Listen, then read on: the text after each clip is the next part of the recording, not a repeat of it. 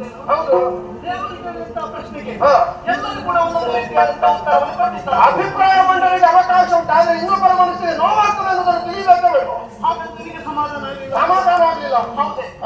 ಹಾಗಾದ್ರೆ ನನ್ನ ಮಾತನ್ನು ಕೇಳುವೆಯ? ಹೇಳು. ಧರ್ಮವನ್ನು ಪ್ರಾಚಾರ್ಯ ದೇವರಿಗೆ ಹೋಲಿಸಿದ್ದಾರೆ. ಅಂತ ಧರ್ಮದೇವೆಂಬುದು ಕೃತಯುಗದಲ್ಲಿ 4 ಪಾದದಿಂದ, ತ್ರೇತಾಯುಗದಲ್ಲಿ 3 ಪಾದದಿಂದ, ದ್ವಾಪರ ಯುಗದಲ್ಲಿ 2 ಪಾದದಿಂದ ಸ್ಥಿರವಾಗಿತ್ತು. ಆದರೆ ಈ ಕಲಿಯುಗದಲ್ಲಿ 1 ಪಾದವನ್ನು ಊರಿ ನಿಲ್ಲಬೇಕಿತ್ತು. ಏನಾಗಿದೆ? ನಿಲ್ಲುವುದಕ್ಕೆ ಅಸಾಧ್ಯವಾಗಿದೆ. ಕಾರಣ ಏನು? ಮನುಷ್ಯರೆಲ್ಲ ದುಷ್ಕರ್ಮ ನಿರತರಾಗಿದ್ದಾರೆ. ಸತ್ಕರ್ಮ ಲೋಪವಾದ ಕಾರಣ ಧರ್ಮ ಭೂಮಿಯಲ್ಲಿ ಧರ್ಮನಾಶವಾಗಿದೆ.